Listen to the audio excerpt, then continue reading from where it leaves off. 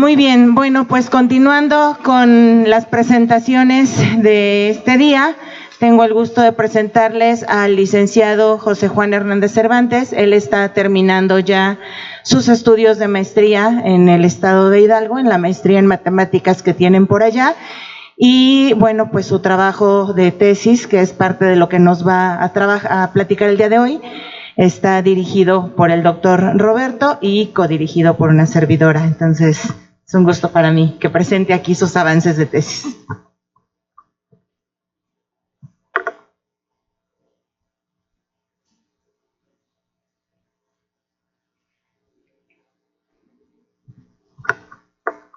Bueno, pues muchas gracias.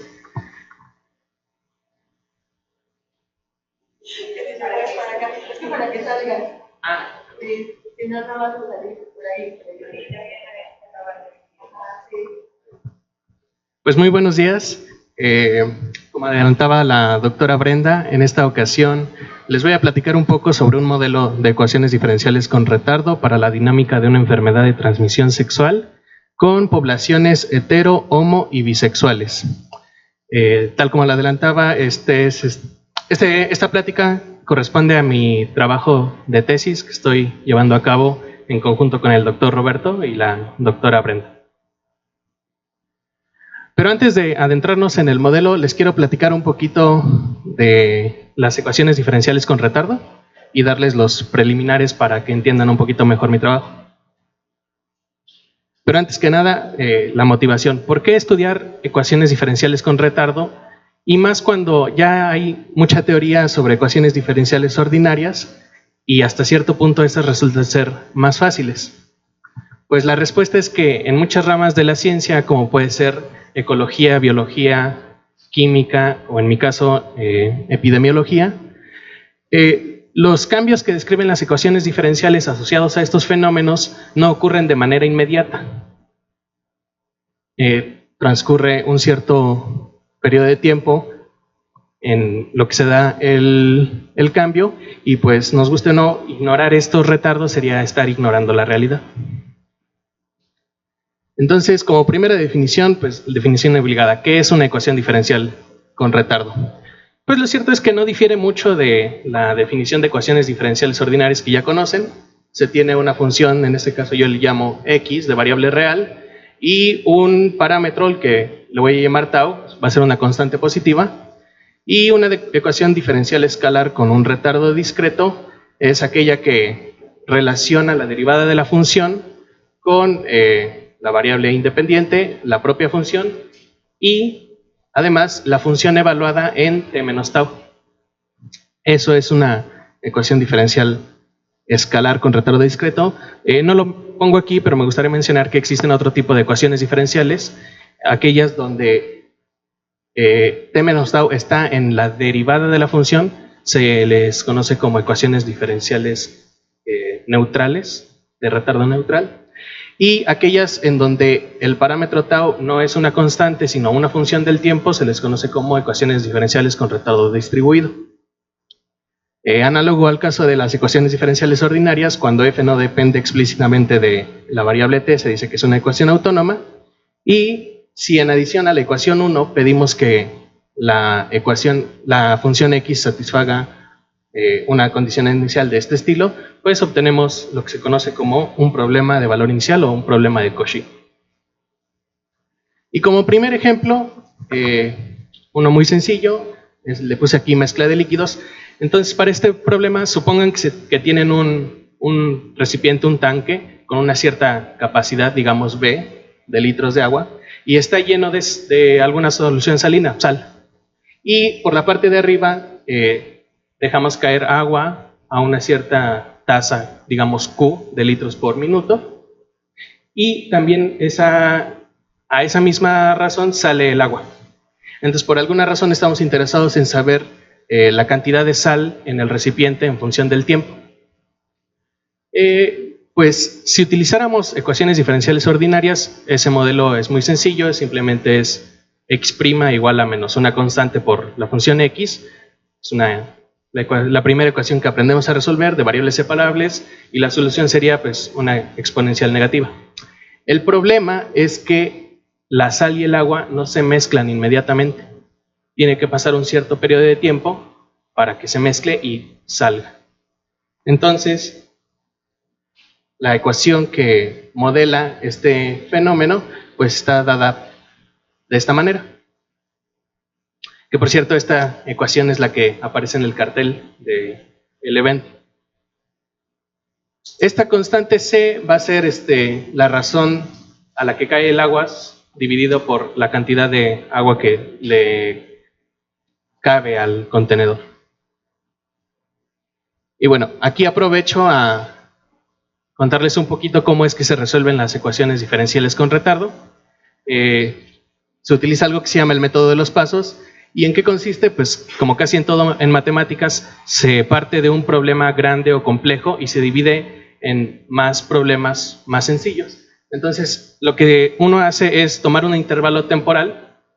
En ese intervalo temporal resolver la ecuación como si fuera una ecuación diferencial ordinaria y la solución que obtengamos va a ser la condición inicial para la siguiente ecuación en el siguiente intervalo temporal. Se le llama el método de los pasos. Y bueno, por inducción uno puede demostrar que la solución a este problema está dado por esta expresión de acá, que como pueden ver es muchísimo más compleja que su análogo en ecuaciones diferenciales ordinarias. Y bueno, aquí les presento unas simulaciones de la dinámica de esta solución en función del parámetro C. Entonces, como pueden ver, mientras el parámetro es más chiquito, pues la solución como que se va pareciendo un poquito más a una recta. Otro ejemplo, el clásico modelo logístico de Verhulst. Este es un modelo clásico, pero por si alguien no lo conoce, lo que hace es modelar el crecimiento de una población en un entorno con recursos limitados. Por eso esta constante K, este es un parámetro que se le conoce como capacidad de carga del entorno. Y ese parámetro R es la tasa de crecimiento. Entonces, bueno, y esta es una variación en la que la función se le atribuye un retardo. Y en 1955 el señor Wright demostró que para valores de R y tau que satisfagan esa desigualdad, pues la solución tiende a la capacidad de carga. Mientras que para valores de R tau mayores que pi medios, la solución presenta oscilaciones periódicas no constantes con respecto a la capacidad de carga. Entonces, en esta siguiente diapositiva muestro 4 simulaciones. Las de arriba son en los casos en los que los parámetros satisfacen la primera desigualdad. Entonces, como pueden ver, aquí olvidé mencionar que la capacidad de carga es 50. Entonces, la solución converge a la capacidad de carga. Mientras que para valores de R tau que satisfacen la otra desigualdad, la solución se queda oscilando en torno a la capacidad de carga. Bueno, ahora un poquito de la teoría de ecuaciones diferenciales ordinarias y pues básico, el teorema de existencia y unicidad. Pues no difiere mucho al que ya conocen de ecuaciones diferenciales ordinarias. Se tiene un problema de Cauchy y lo único que se necesita para garantizar la existencia y unicidad pues es que la función y su derivada parcial respecto a x y la condición inicial sean continuas. Me gustaría mencionar que hay otro teorema de existencia y unicidad para ecuaciones con retardo un poquito más sofisticadas, más complejas. También aplica para el caso de las ecuaciones neutrales que les comentaba hace un rato. No lo pongo aquí, pero básicamente lo que pide ese teorema es que la función sea lipschitziana. Ok, este teorema es muy importante porque en mi caso, que es la epidemiología, no tiene sentido plantearse cantidades negativas. Más adelante les voy a platicar, mi modelo divide a la población en susceptibles, infectados, y entonces no tendría sentido plantearse cantidades negativas, ¿no? ¿Qué significa un infectado negativo? Entonces, para eso les presento este teorema, que lo que da es condiciones que aseguran la no negatividad de la solución.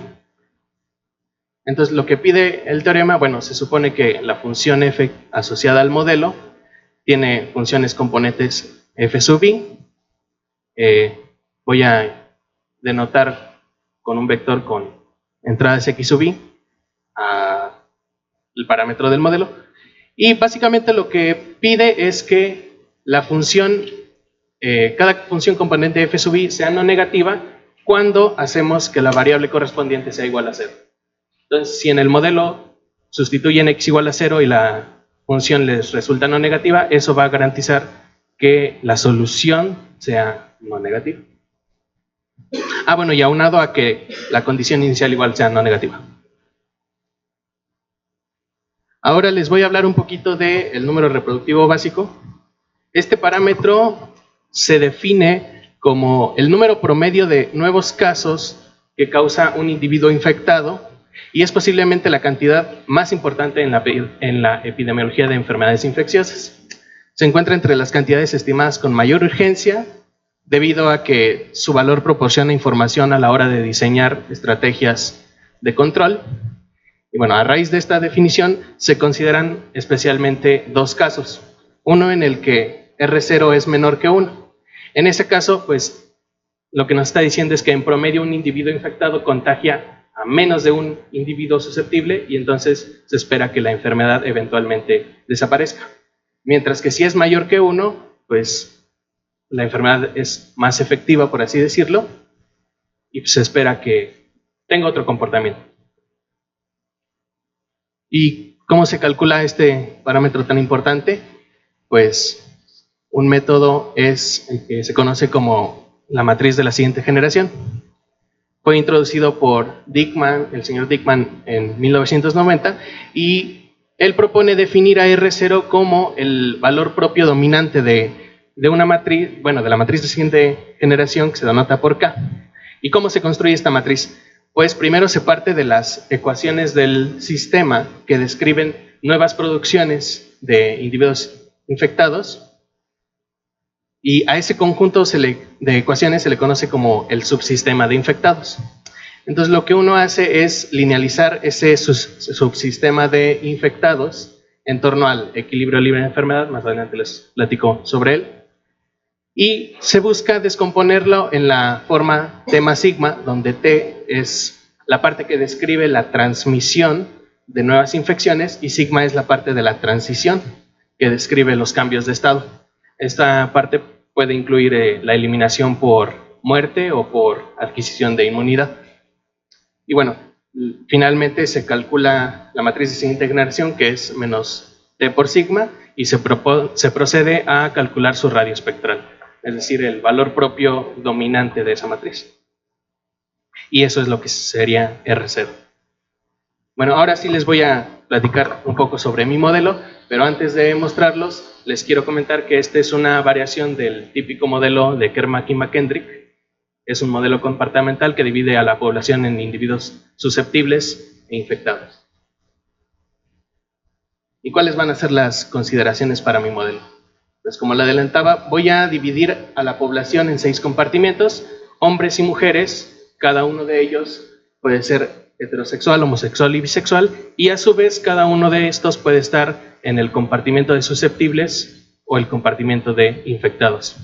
Mencionar que el modelo clásico de Kermack y McKendrick introduce un compartimento R que, bueno, ahí agrupa a los removidos, por decirlo de una manera, ya sea por muerte o por cualquier otro tipo de circunstancia. No lo incluyo en mi modelo porque como estoy modelando enfermedades de transmisión sexual, en la gran mayoría de estas, una vez que adquieres la enfermedad, pues vives con ella por el resto de tu vida. Entonces por eso es que no incluyo un compartimento de removidos. ¿Qué más? Voy a introducir un retardo en las poblaciones infectadas porque este retardo va a modelar lo que se conoce como el periodo de incubación de la enfermedad. Es el tiempo que transcurre entre que un individuo susceptible es contagiado y el periodo de tiempo que transcurre en que ese individuo adquiere la capacidad de infectar. Voy a suponer que el ingreso a la población susceptible se va a dar a una tasa constante positiva lambda, entonces ya se anuncia que no voy a suponer que la población es constante en el tiempo. Esto modela un poquito mejor lo que pasa en la vida real. Y así como está una tasa de ingreso, va a haber una tasa de salida. La tasa de salida de la población susceptible se va a dar mediante una tasa de mortalidad natural constante que le voy a llamar mu, y en esa tasa incluye cualquier motivo de defunción excepto el de la propia enfermedad. Así es como voy a suponer que salen los individuos del compartimiento de susceptibles. Mientras que la salida de la población infectada se va a dar igual a una tasa constante, pero esta le voy a llamar mu sub i en función del género, y va a incluir la tasa mu anterior más la propia enfermedad. Entonces, mu sub i es mayor que mu.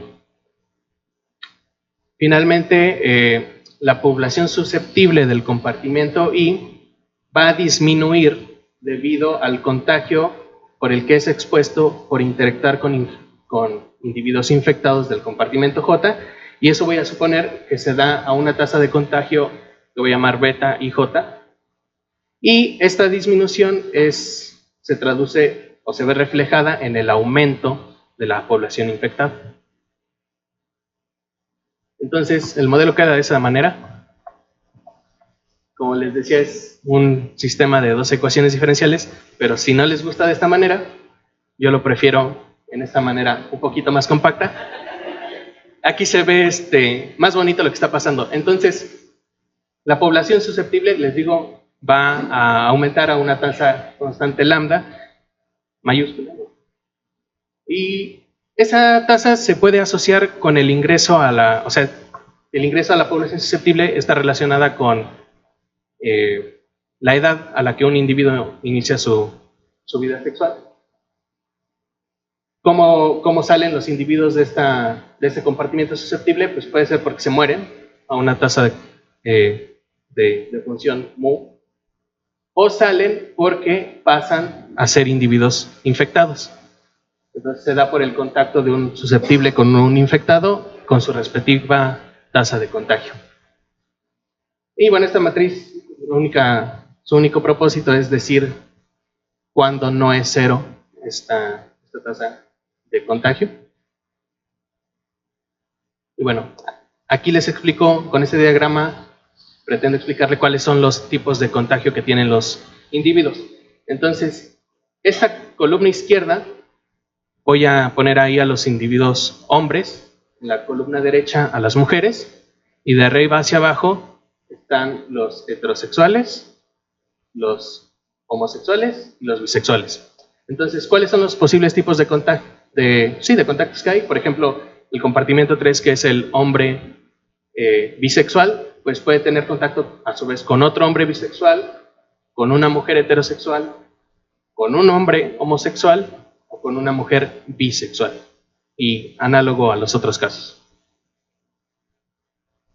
Bueno, y entonces aquí es cuando aplico los teoremas que mencionaba hace un minuto. El propósito de hacer estas sustituciones es para que mi modelo quede como se los presentaba en un inicio, y entonces haciendo eso, mi función f va a tener funciones componentes, digamos, pares e impares. Las impares son las asociadas a los susceptibles, las pares a los individuos infectados. Y bueno, es claro que cada función componente es continua, ¿no? Es combinación lineal de las variables.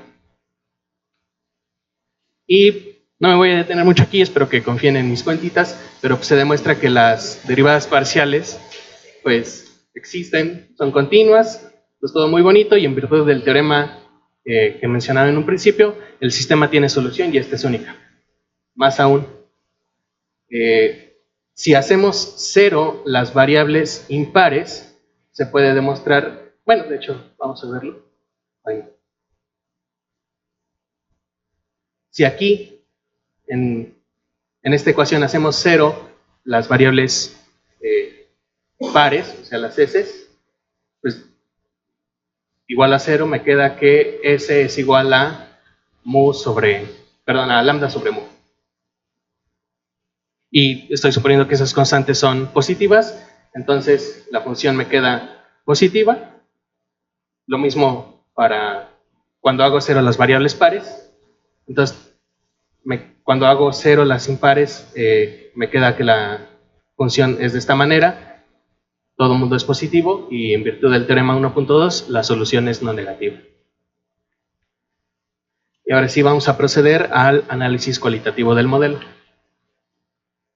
Y bueno, cuando uno hace este tipo de cosas, una parte muy importante es encontrar los equilibrios del sistema. Yo voy a limitarme a mostrar solo 2 equilibrios. Y bueno, ¿cómo los encontramos? Pues necesitamos que estos sean estacionarios, es decir, que no varíen en el tiempo. Entonces igualamos a 0 las ecuaciones del modelo y podemos encontrar que si hacemos que todos los infectados sean 0, es decir, por eso le llamo equilibrio libre de enfermedad, no hay infectados, pues el equilibrio estaría dado por esta expresión.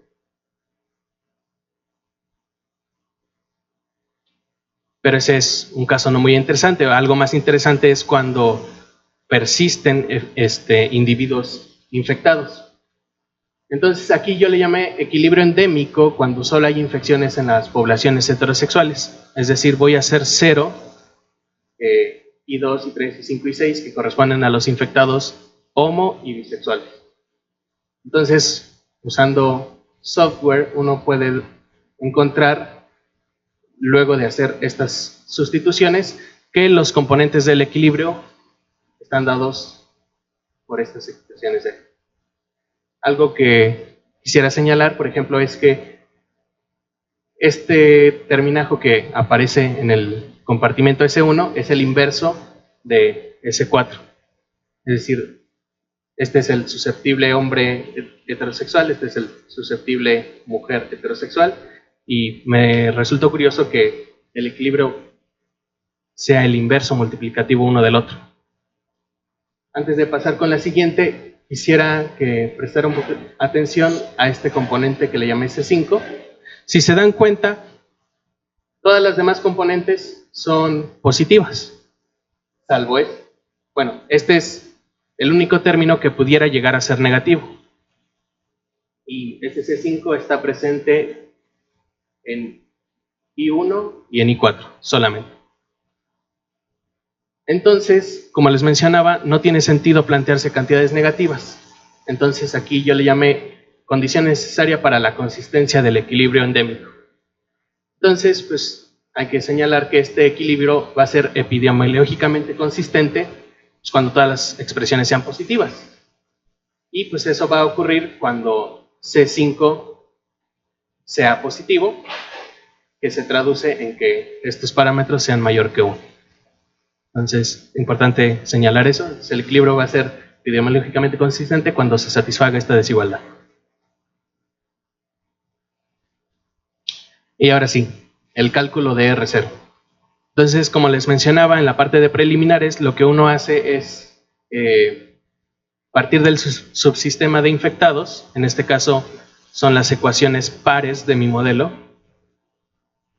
Entonces, de 2 ecuaciones las reduzco a un modelo de 6 y lo que hago es linealizar ese sistema en torno al equilibrio libre de enfermedad. Entonces, la matriz que corresponde a la parte de la transición, es decir, la que describe los contagios entre los individuos, pues está dada por esta manera. Y la parte de la transición, es decir, cuando los infectados pues, dejan de ser infectados, en este caso estoy suponiendo que solo es por muerte. Entonces me queda la matriz de esta manera y me queda muy bonita porque si se recuerdan la matriz de próxima generación es menos t por sigma inversa. Entonces el menos va a venir a cambiar el signo a estos componentes de aquí y como es una matriz diagonal, su inversa va a ser otra matriz diagonal cuyas entradas sean los inversos multiplicativos de estas cosas y entonces al multiplicarlo me queda que la matriz de siguiente generación tiene esta cara. Y bueno, uno puede demostrar, otra vez utilizando software, que el polinomio característico de esta matriz, pues al ser una matriz de 6 por 6, es un polinomio de grado 6 completo, es decir, todas las variables tienen su correspondiente coeficiente, donde los coeficientes están dados por esas expresiones de ahí. Muy bonito.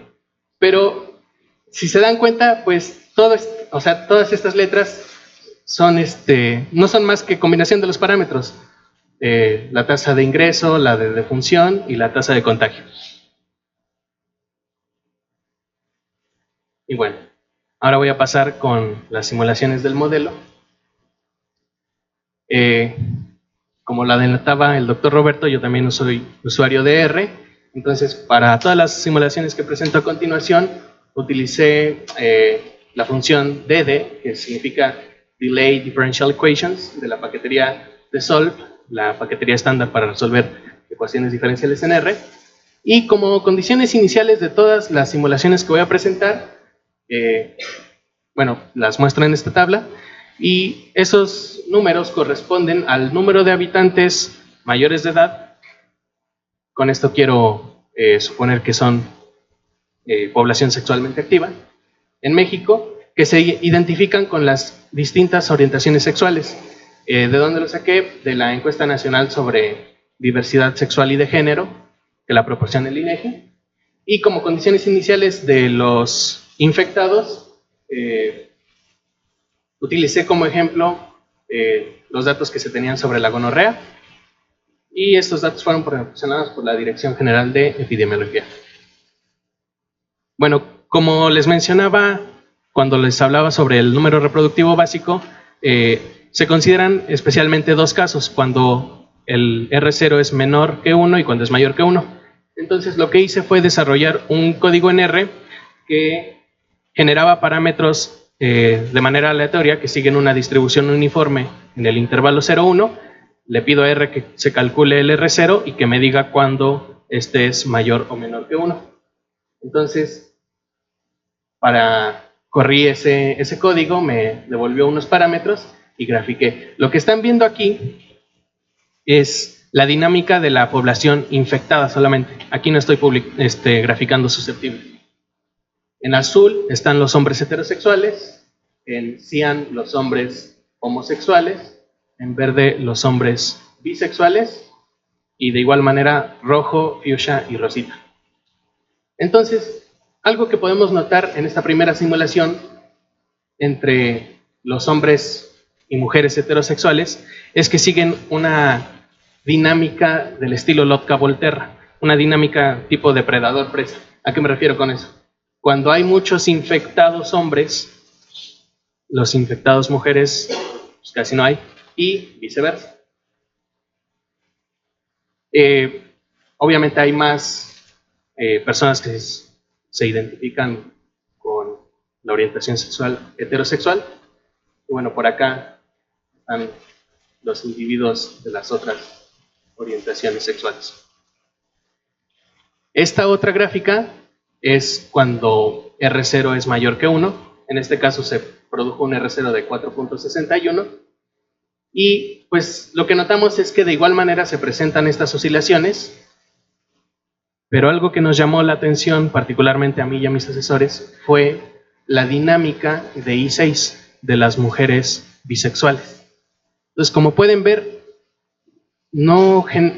su dinámica es muy diferente a su análogo en hombres. Bueno, una cosa que es importante señalar es que el número reproductivo básico, la idea de cómo surge, pues es una combinación de los parámetros de las tasas de ingreso, de defunción y de contagio.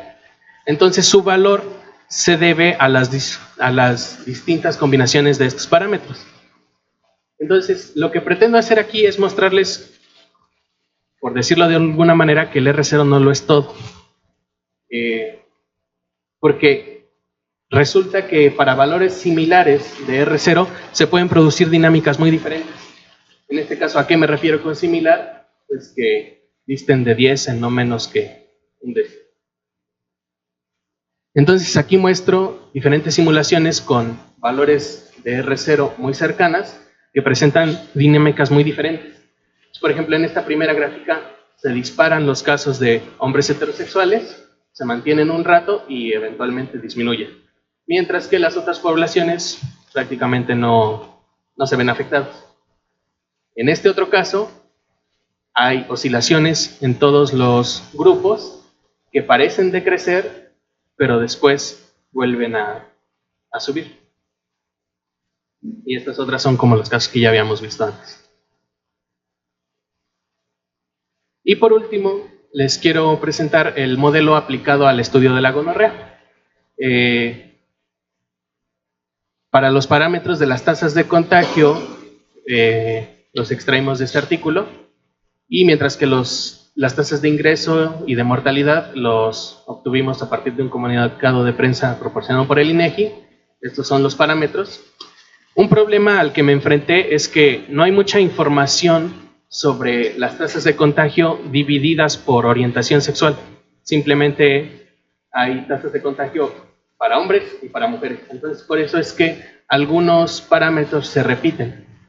Por ejemplo, el beta 22 con el beta 65, pues tuve que suponer que eran iguales porque no encontré información suficiente, digamos. Y entonces aquí muestro la dinámica con esos parámetros. Esta gráfica corresponde a un artículo que sometimos a publicación con mis asesores. Y nuevamente aparece el comportamiento extraño en la población de la mujer bisexual. Bueno, ¿qué sigue para mí o para quien te quiera interesar en esto? Pues unas posibles líneas de investigación sería estudiar qué cambios produce en el modelo considerar tasas de ingreso distintas, una para hombres y otra para mujeres, porque pues está documentado que los hombres en general inician su vida sexual a una edad más temprana que las mujeres. Y también algo muy interesante sería considerar dos tipos de retardo, uno para mujeres y otro para hombres. ¿Por qué? Porque, por ejemplo, en el caso de la gonorrea, igual está documentado que la aparición de síntomas es más temprana en hombres que en mujeres. Entonces sería interesante considerar dos tipos de retardo. Obviamente, implementar estrategias de control. Y por último, para tratar de responder a este fenómeno de el comportamiento de I6 de la mujer bisexual, pues considero prudente realizar un análisis de sensibilidad en los parámetros. Pero pues, esa es otra historia. Si a alguien le interesa, estas son mis referencias y de mi parte sería todo.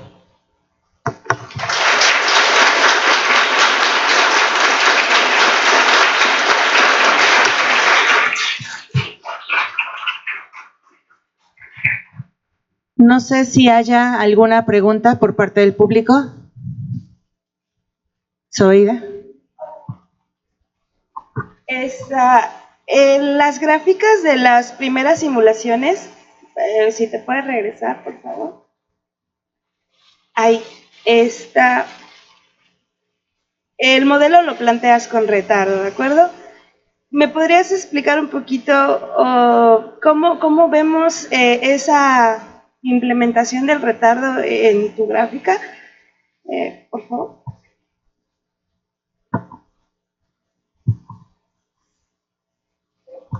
Sí, gracias por tu pregunta. Olvidé mencionar que para estas simulaciones el retardo lo tomé como 25. ¿Por qué 25? Por igual como me concentré en el estudio de la gonorrea, buscando información, resultaba que 25 era el número promedio en días en que aparecían los síntomas. ¿Y cómo se ve esto gráficamente? Pues si trazas una línea vertical aquí, puedes encontrar este piquito. Eso, no muestro más gráficas, no me quería extender demasiado, pero a eso yo le llamé una especie de joroba, lo que presenta la dinámica de los infectados. Entonces, primero crecen los infectados, se mantienen un rato y empiezan a decrecer, pero termina el retardo, entonces llegan nuevos infectados y otra vez se disparan las infecciones. No sé, sí.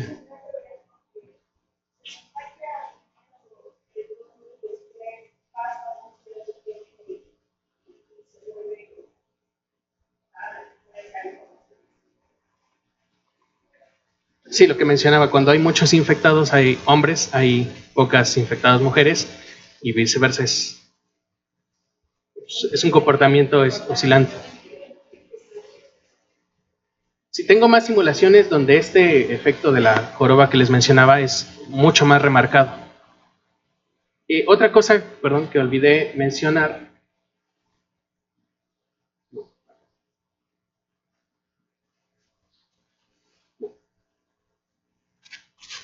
Aquí.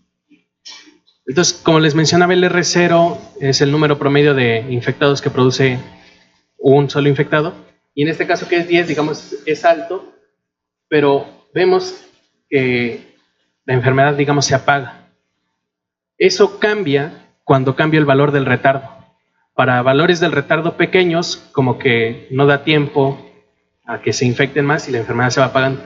En cambio, para valores del retardo grandes, las oscilaciones aumentan en amplitud y periodo y se preservan, como en este caso. Olvidé mencionar eso. No sé si haya más preguntas.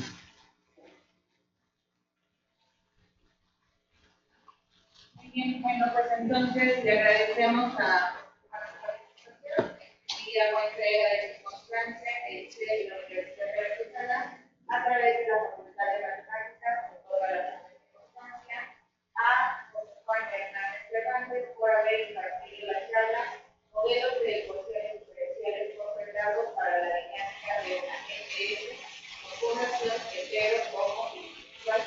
Gracias por